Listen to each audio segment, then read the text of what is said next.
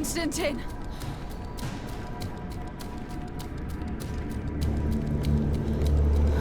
Restrain her!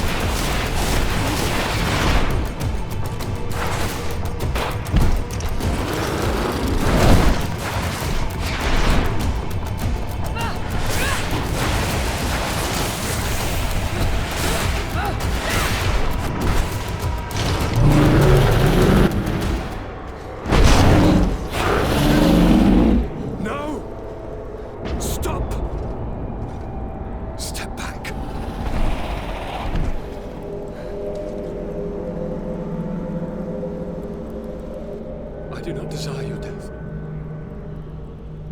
I'm sorry. Why? Why have you done this? But for you. For us. So that we may live free at last. This makes no sense. Constantine, it's madness. You don't understand because you're still attached to the old world. This old, dying world which, to survive, has betrayed, used, and manipulated us and would not have hesitated to kill us. Perhaps, but... I've seen death, cousin. And I understood the vanity of it all. My father's ruses just so he could earn more power. The political bowing and scraping to preserve corrupted nations. I have been offered unrivaled power, allowing me to get rid of this. To send the old world back to its inevitable death and to build something new here. Something unique. And this new world is my gift to you. You and I could be its new gods, the immortal and benevolent monarchs. He himself is the incarnation of the old world he is speaking of. He has its vices and its poison. For his own immortality, he's prepared to destroy everything around him, to break millennia of cycles. I implore you, flesh of my land, think of all the lives that will come to an end to feed his pride. Don't listen to this old god. He's like all the others, after all, clinging to life. All you have to do is to bind yourself here, with me. And we will be gods together, forever.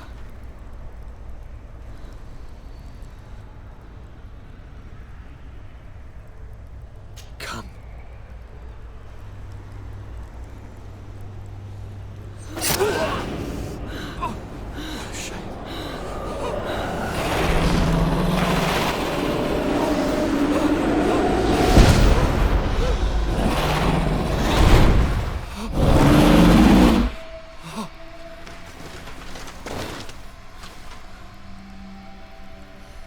Good night, sweet prince.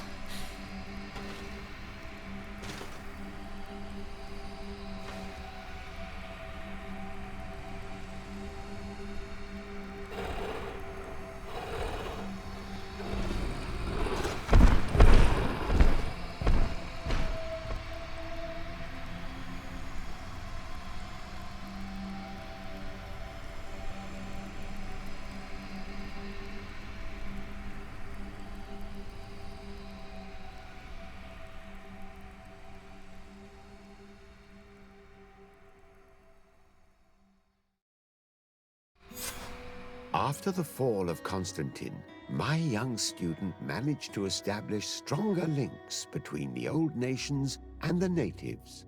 Some of their donegada were even invited to the continent, and with their help, it slowly became a land filled with life again. And for the first time in a long while, the number of cases of the Malichor is decreasing. Those who bravely fought at Dorhad Genadu were celebrated everywhere. After all, if it weren't for this unlikely alliance, the island would have fallen into Constantine's greedy hands. Following this amazing victory, Vasco was awarded the rank of Commander of the Fleet. But he refused this honor. He preferred to stay beside the one he loved, although they do occasionally put out to sea. Sieglinde took Kurt as an advisor, but he insisted on keeping his place alongside his former student and friend, watching her back as he always had.